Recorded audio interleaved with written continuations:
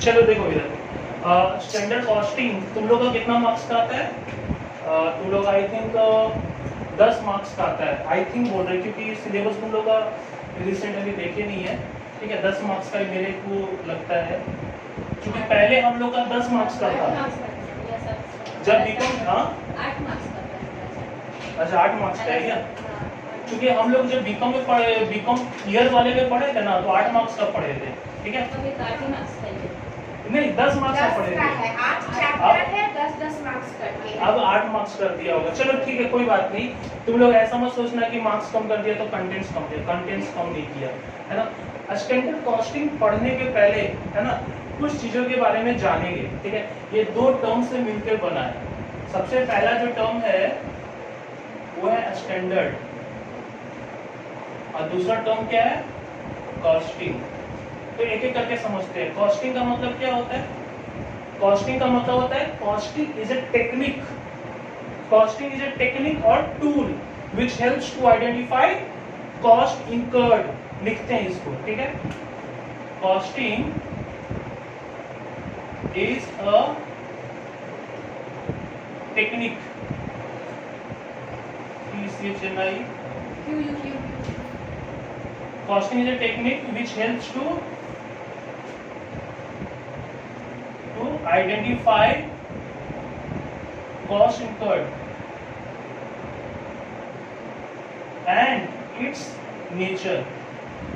इसमें कितने बात बोले समझो। सबसे पहला बात बोले कि टेक्निक है। टेक्निक का मतलब क्या होता है? ये तरीका है जो हम लोग को बताता है कि कॉस्टिंग कैसे, कॉस्ट कितना कितना खर्चा लगा है ना। सबसे पहले खर्चा कितना लगा है वो बताता है, उसके बाद नेचर बताता है ना।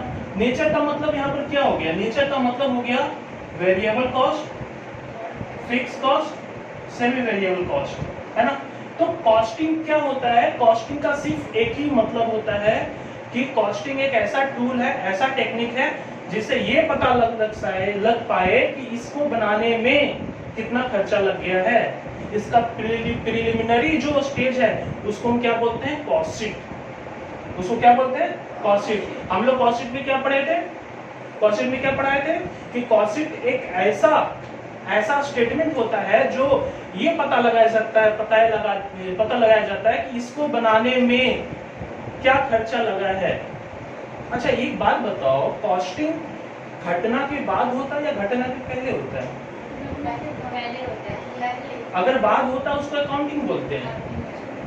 अकाउंटिंग क्या होता है? जो ट्रांजैक्शन हो जाता है उसको रिकॉर्ड करते हैं, और कॉस्टिंग में क्या करता है? ट्रांजैक्शन को होने के पहले करते हैं, ठीक है। तो कॉस्टिंग यही है। तो कॉस्टिंग अगर तुमसे पूछे, देखो बहुत ही अच्छा से मतलब क्या बोलते हैं, एलोबरेट करके समझाएंगे, समझना, ठीक है। सबसे पहले कॉस्टिंग का मतलब क्या होता है? सिंपल बोले, कॉस्टिंग एक टूल होता है जिससे कितना खर्चा लगा है वो पता लगा जाता है, ठीक है। दूसरा टर्म आता है स्टैंडर्ड। स्टैंडर्ड क्या है? स्टैंडर्ड बताने के पहले तुम लोग को 3 न्यू टर्म्स बताते हैं, ठीक है। इसको समझाने के लिए, क्योंकि इसका जन्म समझने के लिए इसके बैकग्राउंड को समझना बहुत जरूरी है। सबसे पहला जो बैकग्राउंड है, इसका बैकग्राउंड है तुम्हारा बजट। सबसे पहले इसका बैकग्राउंड क्या है? बजट। दूसरा बैकग्राउंड है एक्चुअल। तीसरा भी खाली रखते हैं, ठीक है। सबसे पहले बताओ बजट क्या होता है? एस्टिमेट है, वेरी गुड। और कोई अलग अलग तरीका से कोई और भी बोले? तुम भी बोलो मनीषा, बजट क्या होता है? अच्छा तुम खर्चा बोले, यानी कि हम लोग पढ़ रहे हैं स्टैंडर्ड कॉस्टिंग। तो एक चीज और बोलना भूल गया, कॉस्टिंग का मतलब क्या होता है? कॉस्ट पता लगाना। अगर इसके नाम के आगे स्टैंडर्ड जोड़ दिया, इसका मतलब स्टैंडर्ड कॉस्ट पता लगाना है ना। अगर कॉस्टिंग का मतलब होता है कॉस्ट को पता लगाना, अगर इसके नाम के आगे क्या जोड़ दिया तो स्टैंडर्ड कॉस्ट पता लगाना। तो यानी कि बोल सकते हैं हम सबके नाम के आगे क्या लिखते हैं? Budget cost, actual cost. अब ये तीसरा क्या है बताएंगे। तो चलो पहले बजट के बारे में बात बोलते हैं। एस्टिमेटेड कॉस्ट, तुम बताओ, जल्दी बोलो तुम। और चलो ठीक है यही होगा, और भी दूसरा फ्यूचर कॉस्ट भी तो बोल सकते हैं। एस्टिमेटेड का मतलब क्या होता है? एस्टिमेशन का मतलब प्रेडिक्शन, फ्यूचर का कॉस्ट लगा पता लगाना। अच्छा, फ्यूचर का कॉस्ट पता लगाने को हम बोल सकते हैं फोरकास्ट, फोरकास्ट बोल सकते हैं। फोरकास्ट और बजट क्या सेम है? सेम नहीं है तो फिर कैसे सेम नहीं है? दोनों तो फ्यूचर से मतलब है, तो क्या क्यों नहीं सेम है? नहीं, सेम नहीं है, है ना? दोनों में थोड़ा सा अंतर है, बोलते हैं ना एक सुई बराबर अंतर है, ठीक है? जो भी तुम खर्चा बताते हो ना, फ्यूचर में खर्चा लगने वाला, वो तुम कैसे बताते हो? चलो एक छोटा एग्जांपल लेते हैं, बहुत पुराना एग्जांपल है मेरे कोचिंग का। इस कौन सा ईयर अभी था? 2020 इस बार जो सरस्वती पूजा का जो खर्चा लगा था, 2021 में जो खर्चा लगेगा उसके बारे में तुम जो निर्धारित कर रहे हो, क्या इसी को बजट बोलते हैं? बिल्कुल सही है। तो उसका निर्धारण तुम किस आधार पर कर रहे हो? 20। ये 20 क्या है? प्रीवियस, मतलब ये तो हम जी रहे प्रेजेंट है। क्या कभी कभी हम इसके पूर्व भी देखते हैं, इसके पहले भी देखते हैं, 19 का भी? तो बजट हमेशा किसके आधार पर बनता है? पास्ट एंड प्रेजेंट के आधार पर बनता है, पास्ट एंड प्रेजेंट के आधार पर बनता है। फोरकास्ट क्या होता है? फोरकास्ट का मतलब होता है वेदर फोरकास्ट, जिसके लिए पास्ट और प्रेजेंट का जरूरत ही नहीं पड़ता है ना? तो यानी कि अंतर अगर तुमसे पूछे, कोई तुमसे पूछे अंतर बजट और फोरकास्ट में क्या अंतर है, तो बड़ा ही सिंपल अंतर है कि बजट बनाया जाता है पास्ट एंड प्रेजेंट डेटा के अनुसार, और फोरकास्ट बनाया जाता है कोई डेटा का जरूरत नहीं होता है, उसका दैट सिचुएशन में एनवायरनमेंट को डिटरमाइन करता है, ठीक है? उसका पास्ट को जरूरत ही नहीं होता है, ठीक है? तो बजट कॉस्ट इज एस्टिमेटेड, तुम लोग ये वर्ड यूज किया था, एस्टिमेटेड और pre determined on the basis of past और present data, ठीक है? तो हम यहां पर लिख देते हैं, but in forecast no past or present data required, data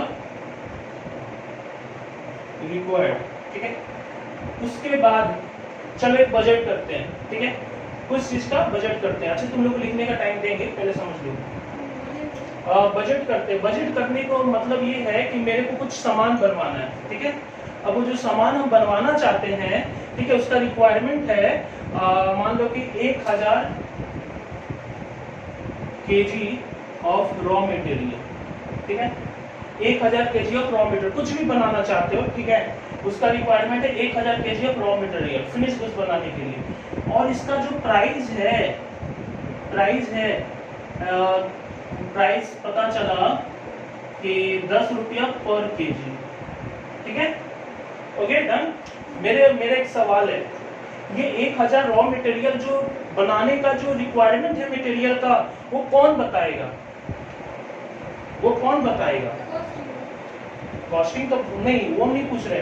तुम अगर मान लो कि तुम कुछ भी बनवाना चाहिए, मान लो कि घर का डेकोरेशन, फर्नीचर डेकोरेशन बनवाना चाहिए, ठीक है? तो तुम किसके पास जाके पूछोगे कि कितना लकड़ी लगेगा? कारपेंटर के पास, यानी प्रोड्यूसर के पास। ये खर्चा मटेरियल को कितना खर्चा लगेगा कौन बता सकता है? प्रोडक्शन डिपार्टमेंट ना, सिंपल है। तो इसका जो जिम्मेदारी होता है ये बताने का, किसका जिम्मेदारी होता है? प्रोडक्शन डिपार्टमेंट का। प्राइस ये कौन बताएगा कि ये 10 रुपया मार्केट में मिलेगा? मार्केट बताएगा, और मार्केट बताएगा तो मार्केट में हमारा आदमी जो मार्केट में जाता है उसको क्या बोलते हैं? नहीं, वो तो बिक्री करने के लिए। हम तुम ये क्या कर रहा है, ये क्या करेगा? खरीद रहा है। तो खरीद को कौन सा डिपार्टमेंट बोलते हैं? Purchase department. ये हमारा कौन सा बताएगा? Purchase department. यानी कि किसी भी सामान को बनाने के लिए 2 डिपार्टमेंट का इन्वॉल्वमेंट होता है बेसिकली इनिशियल स्टेज पे। पहला प्रोडक्शन डिपार्टमेंट, दूसरा परचेज डिपार्टमेंट। परचेज डिपार्टमेंट ये बोला कि 10 रुपए के आधार पर पैसा लगेगा, और ये बोला 1000 यूनिट्स चाहिए उसको बनाने के लिए, ठीक है? अब समय बीता, ये तो पहले ही हम क्या किए, बजट बना लिए। एक्चुअल का मतलब तो बताएंगे, तो खुद अपने आप में डिफाइंड है। Actual cost incurred, actually cost कितना लग गया, ठीक है, एक्चुअल कॉस्ट कितना लग गया 1200 kg ऑफ रॉ मटेरियल और प्राइस लग गया 12 रुपये पर केजी, ठीक है। अब यहाँ पर टोटल खर्चा कितना हो गया था, एस्टिमेट कितना किया था खर्चा, मटेरियल का खर्चा कितना लगेगा 10,000 इस पे, लेकिन एक्चुअली लग कितना गया 144 होता है, उसके 2 जीरो लगा दे 14,400, ठीक है।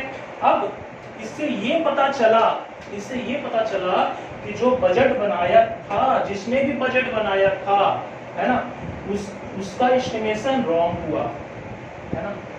अच्छा, ये सबके भीतर सबका कोई तो कोई ओनर होगा ना, जो हेड होगा, ठीक है।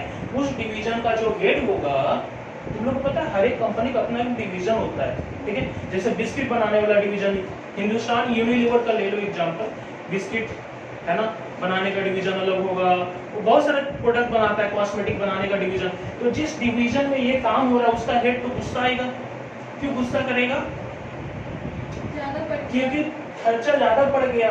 कैसे तुम लोग ने बजट किया था, है ना, खर्चा ज्यादा पड़ गया, ठीक है। तो हम क्या बोलेंगे, हम किसको डांट लगाएंगे, हम किसको, दोनों डिपार्टमेंट को डांट लगाएंगे, ठीक है। अच्छा, चलो ठीक है, नहीं एक चीज काम करते हैं, 12,000 ज्यादा लग गया ना खर्चा, डिपार्टमेंट को तो डांट लगाना, ठीक है। क्या तुम लोग बताओ इस सचमुच में डांट खाने लायक कौन है? प्रोडक्शन डिपार्टमेंट है क्या? जो उसने ज्यादा कंज्यूम कर लिया। कहने का मतलब यही है कि तुमने बोला था, अनुमान लगाया था कि 1,000 लगेगा, लेकिन 12,000 लग गया, 1200 लग गया। एक बात बताओ, क्या ये सचमुच में डांट खाने लायक है? सोचो, क्योंकि सोच पे डिपेंड करता है। ये चैप्टर का नाम है स्टैंडर्ड कॉस्टिंग, बहुत ही मजेदार है चैप्टर और बहुत इंटरेस्टिंग है। नहीं, प्राइस सेम रखती है, देखो ना, हमें वो कॉम्प्लिकेटेड हो जाता है, उसको बाद में समझाएंगे, इसलिए हम सेम कर दिए। क्या डांट खाने लायक है प्रोडक्शन डिपार्टमेंट? डिमांड भी तो कुछ मैटर करता ना, सकता है क्या डिमांड, मतलब ये लोग खरीद रहे हैं ना, वो सेल करने में डिमांड काम आता है, ये तो परचेस कर रहे हैं। या कुछ खराब हो गया हो, खराब नहीं, तुम ऐसा क्यों नहीं सोच रहे हो, ज्यादा यूज कर रहे तो ज्यादा बन गया होगा, ज्यादा क्यों बनाएगा भैया वो? हाँ, तब इसका बात आ गया, क्योंकि मार्केट में डिमांड बढ़ गया होगा। तब वो हो सकता है, ज्यादा क्यों बनाएगा, 1000 बनाना है तो 1000 ही 1000 सोचे थे, इस पिछला साल सोचे 1000 बनाते हैं, 1000 का रिक्वायरमेंट, लेकिन इस साल देखे कि अचानक से मेरा प्रोडक्ट का डिमांड बढ़ गया। सही है, तुम दूर का पॉइंट बताइए। हो सकता है इस बार डिमांड ज्यादा बनेगी, मतलब कि आ गया होगा, इसलिए हम ज्यादा बना लिए। क्या उसको डांट लगा दोगे? नहीं, क्यों डांट नहीं लगा सकते? क्योंकि क्वांटिटी डिफरेंट है। We can not compare to product to cost at different level of production. Ultimate answer ये आता है, सिंपल सुनना, we can never compare to cost at different level of production. यहाँ पर लेवल ऑफ प्रोडक्शन 1000, यहाँ पर level of production क्या है 1200। तो आखिर सर कंपेयर किससे करें? ये चैप्टर पढ़ा किस लिए जा रहा है? ये चैप्टर पढ़ा इसलिए जा रहा है, जो हम पहले जो सोचते हैं और जो होता है, दोनों में अंतर क्या क्यों आ रहा है? क्या आ रहा है? 2 वर्ड, क्यों आ रहा है अंतर, क्या अंतर आ रहा है? और जो भी अंतर आ रहा है, अल्टीमेटली मैनेजमेंट डिसीजन लेकर उसको रिड्यूस करेगा अंतर को। वो जो अंतर है उसको क्या बोलते हैं? वेरिएंस। क्या बोलते हैं? वेरिएंस। तो वेरिएंस हम निकालना सीखेंगे। तो सबसे पहले कंपेयर किससे करें? इससे तो नहीं कर सकते, इसके लिए एक नया टर्म डेवलप हुआ, स्टैंडर्ड कॉस्टिंग। ये क्या टर्म नाम डेवलप हुआ? Standard cost. अब ये स्टैंडर्ड कॉस्ट क्या होता है? ये क्या होता है? बजट ही है, बजट कॉस्ट ही है, but based on actual. Budget cost based on actual. Budget cost based on actual production level. तो अगर तुम एक्चुअल प्रोडक्शन लेवल पे करोगे तो एक्चुअल प्रोडक्शन कितना हो रहा है? एक्चुअल प्रोडक्शन कितना यूनिट का हो रहा है? 1200 का। और रॉ मटेरियल का प्राइस कितना है? 10 ना। तो देखो तो कितना लगना चाहिए खर्चा? 12,000। क्या दोनों में कोई अंतर है? अंतर नहीं है ना, इसलिए वेरिएंस क्या आया? वेरिएंस कुछ है, वेरिएंस 0, यानी कि दोनों ने परफॉर्मेंस अच्छा किया। तो हम लोग अल्टीमेटली इससे ये सीख पाते हैं कि हम लोग को जब भी कंपेयर करना पड़ेगा, ये तुम लोग को सिखाया नहीं जा रहा, तुम लोग के पास है इस बात का नॉलेज। तुम लोग एक छोटा सा एग्जांपल देते हैं बहुत ही रियल लाइफ का। अगर मान लो कि ठीक है, सुनना ध्यान से, दो स्टूडेंट है, एक स्टूडेंट जो एक घंटे में 10 पेज लिखता है, ठीक है, और दूसरा स्टूडेंट जो है 2 घंटे में 25 पेज लिखता है। दोनों का कंपेयर ऐसे कर पाओगे जब तक तुम सिंपल एक बेसिस पर ना ले लोगे तो? वो क्लास में बड़ा हो नहीं, ये चीज नहीं बोल रहे, हम बोल रहे हैं कि इसके लिए टाइम कितना दिया गया था? 2 घंटे में कितना पेज लिखता है? एक जन 2 घंटे में 25 पेज लिख रहा है, पहला स्टूडेंट 1 घंटे में 10 पेज लिख रहा है। तो तुम ऐसे करोगे, दोनों को कंपेयर नहीं कर सकते हो। ये 25 लिख रहा है तो बहुत बढ़िया है, नहीं 25 लिख रहा है तो पहले देखो कि 1 घंटा के लिए कितना 1 घंटे के लिए लिखता है। अब 1 घंटा कितना पेज लिखेगा? 25 को 2 से डिवाइड कर दो, 12.5। हाँ, अब कंपेयर करो, ये कितना लिख रहा था? 10,000, सॉरी 10, ये 12.5। हाँ, अब ये अच्छा है। अल्टीमेटली कहने का मतलब क्या है कि जब भी दो चीज को कंपेयर करेंगे तो किससे कंपेयर करेंगे? दोनों का एक्चुअल सेम होना चाहिए। समझ में आया कि नहीं आया? नहीं, एक और एग्जांपल दें, ठीक है। तो तुम लोग एक डायग्राम को कॉपी कर लो, ठीक है।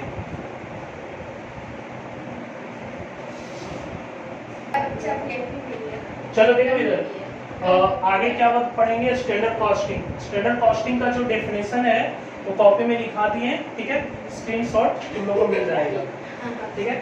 उसके बाद how to compute variances, next topic क्या है? How to compute variances. इसका एक फॉर्मूला का चार्ट है, ठीक है, तो वो तुम लोगों के साथ लिख रहे हैं, ठीक है। देखिए कुछ नीचे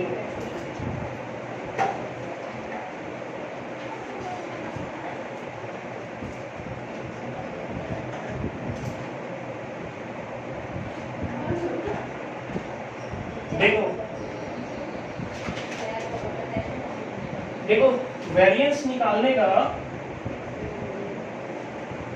स्टैंडर्ड कॉस्टिंग में वेरिएंस निकालने का 2 टेक्निक होता है। अब सेकेंड टेक्निक मेरे को लग रहा है तुम लोग का सिलेबस में नहीं होगा, ठीक है। सेकेंड टेक्निक का नाम जो है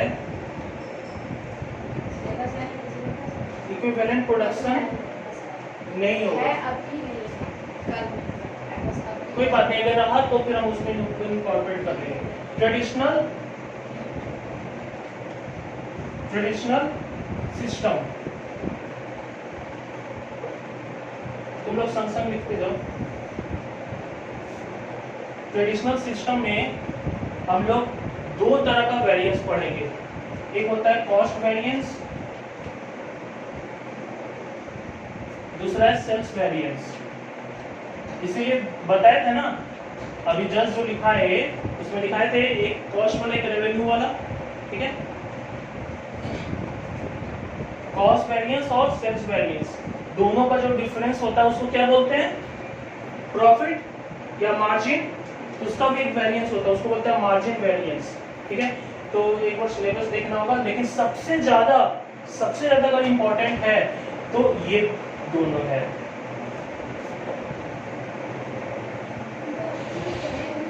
ठीक है, कॉस्ट वेरिएंस और सेल्स वेरिएंस बहुत ज्यादा इंपॉर्टेंट है। प्रॉफिट वेरिएंस शायद नहीं होगा, एक बार देख लेंगे बाद में।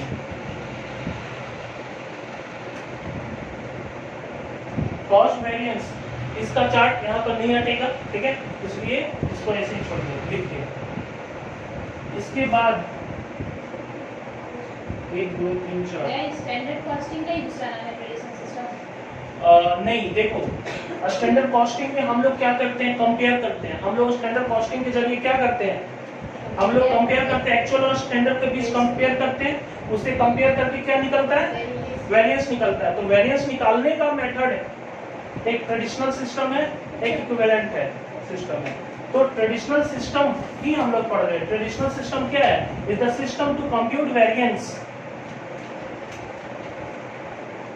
It is a system to compute variance. ठीक है, सबसे पहले direct material variance.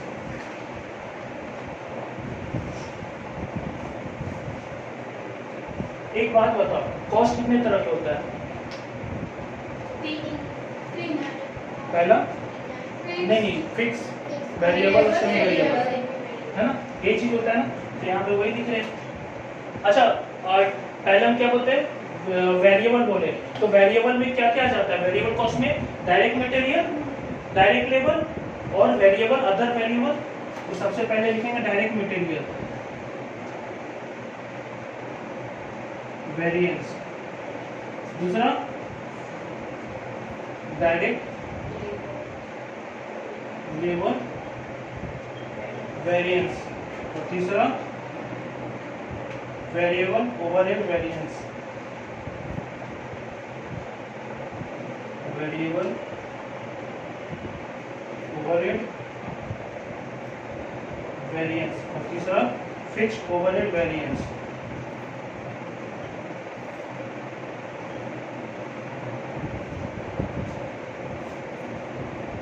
Fixed overhead variance, ये जितने सारे हैं, अच्छा थोड़ी तो इसको स्टॉप करो। हाँ बोलो।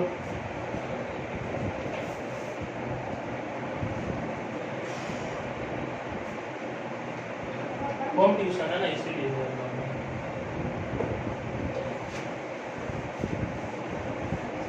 अच्छा देखो, इसी ये चारों के बारे में डिटेल से डिस्कस करने वाले हैं। सबसे पहला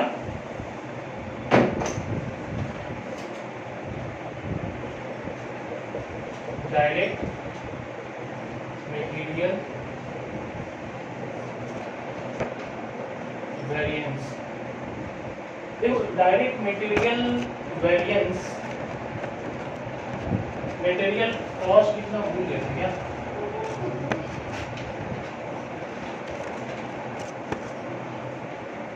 डायरेक्ट मटेरियल कॉस्ट वेरिएंस होना चाहिए हर एक जगह, जहां जहां लिखे थे ना कॉस्ट लगना चाहिए।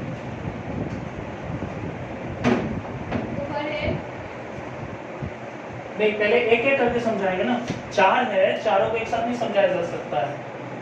हम बोले सब में कॉस्ट लगा देंगे। हाँ।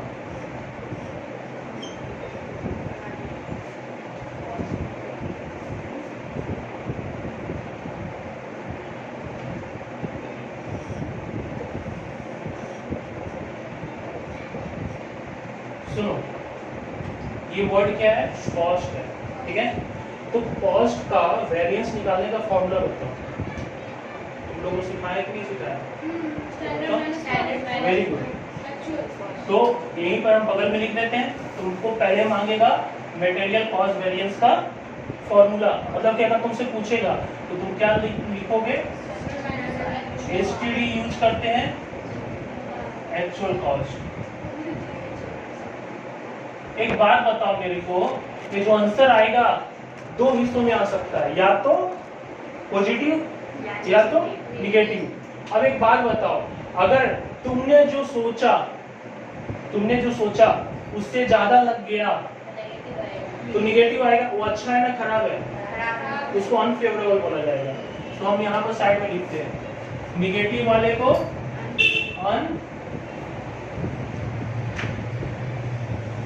अनफेवरेबल, शॉर्टकट में। अच्छा, इसको एडवर्स भी बोलते हैं, कई लोग एडवर्स भी बोलते हैं, ये ठीक है।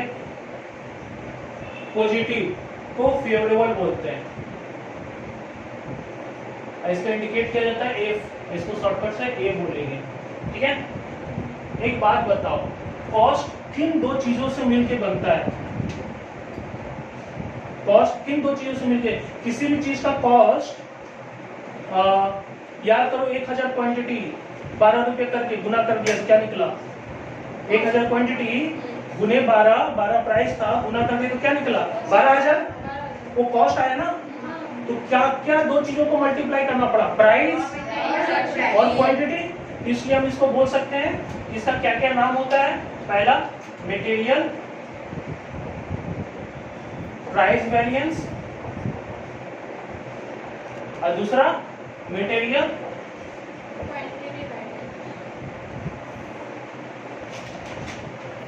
Quantity variance.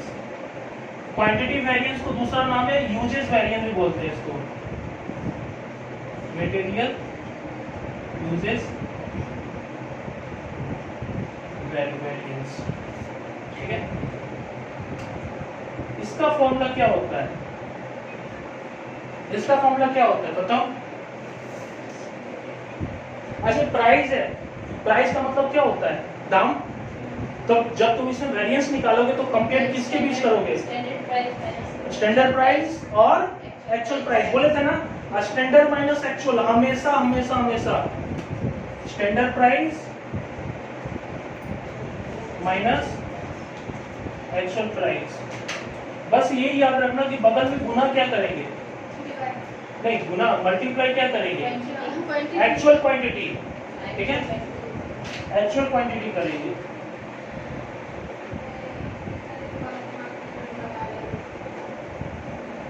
लूडो कुछ खेलेंगे, आप खेलते थे? नहीं लूडो तो नहीं खेले, अरे पबजी खेलते थे, कहाँ हो रहा है पता नहीं चला। लेकिन क्या नाम था सोनम बांगलू का, ये जो भी है उनका वीडियो देख के अनइंस्टॉल मार दिया। एक्चुअली क्या था कि थोड़ा सा एंटरटेन होने के लिए कुछ तो चाहिए था ना। मैं इस बीच में थोड़ा टिकटॉक पर से यूट्यूब पर बहुत चला, बहुत कुछ चला, बहुत कुछ चला बीच में, टाइम पास के लिए सब कुछ चल गया। Standard price minus actual price, ठीक है। इसका फॉर्मूला क्या होता है? ये किसके बीच कंपेयर किया जा रहा है? Standard quantity minus actual quantity. Standard quantity minus actual quantity into क्या होगा? यहाँ पर तुम किससे मल्टीप्लाई किया? एक्चुअल क्वांटिटी से ना। नहीं, यहाँ पर तुम किससे मल्टीप्लाई किया था? एक्चुअल क्वांटिटी से ना। यहाँ पर मल्टीप्लाई किससे करोगे? स्टैंडर्ड क्वांटिटी से। नहीं, क्वांटिटी तो भीतर में आ गया, एक्चुअल प्राइस से उल्टा होता है। प्राइस होगा, ठीक है। इसमें एक छोटा सा ट्विस्ट, लेकिन अभी सिखाएंगे नहीं वो। अभी ये तुम लोग को इजी लग रहा है ना? क्यों? इसमें इजी क्या है? फॉर्मूला है, देना आंसर निकालना है। मेन तो फॉर्मूला लर्न होना चाहिए, ठीक है। अच्छा एक बात और है, तुमसे एक बात पूछते हैं, अगर ये दोनों को जोड़ दिया जाए तो क्या ये आंसर आएगा? हाँ, ये आएगा। इसको बोलते हैं चेक करना। तो तुमसे कभी भी पूछे ना check material cost variance, CHECK check, तो तुम इसका आंसर निकाल के दोनों को जोड़ के दिखा दोगे, है ना? तो वही आएगा, ठीक है। इसको शॉर्टकट में जरूरत तो नहीं है, तुम लोग इतना तो समझ में आ रहा होगा, दोनों को जोड़कर वही आता है, ठीक है। इसका फिर से फर्दर क्लासिफिकेशन हुआ है, ठीक है। अब इसका तो क्लासिफिकेशन नहीं हो सकता, इसका हुआ है, ठीक है। क्योंकि प्राइस, अब प्राइस के आगे 19-20 नहीं हो सकता ना, लेकिन इसमें हो सकता है। क्यों बताएं? अगर मान लो कि एक प्रोडक्ट को बनाने में 4 मटेरियल लगते हैं, तब तो गड़बड़ है। उसका एक नाम दिया गया मिक्स क्वांटिटी वेरिएंस, है ना, जो इसी का भीतर इसी से जन्म लिया है, क्वांटिटी वेरिएंस से, इधर से नहीं, ठीक है। तो इसको फिर से 2 भागों में बांटेंगे।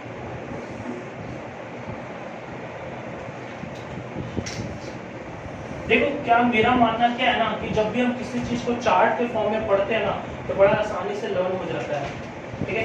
इसीलिए हम भी पूरा एनालिसिस कर दो, जब आईपीसी में थे तो पूरा उसमें अच्छा से बनाए थे। तो तुम लोग को पता चला, तुम लोग जब स्टैंडर्ड कॉस्टिंग पढ़ोगे तो हम कुछ के पहले से रेडी करके रखते थे। बस इसमें क्या है कि सी इंटर वो ज़्यादा कुछ था, लेकिन फिर भी पहला पेज तो सेम है, फॉर्मूला थोड़ी ना चेंज होता है। तो सबसे पहला जो नाम है इसका मटेरियल मिक्स वेरिएंस, और इसको जो बोलते हैं material yield, YIELD, yield variance.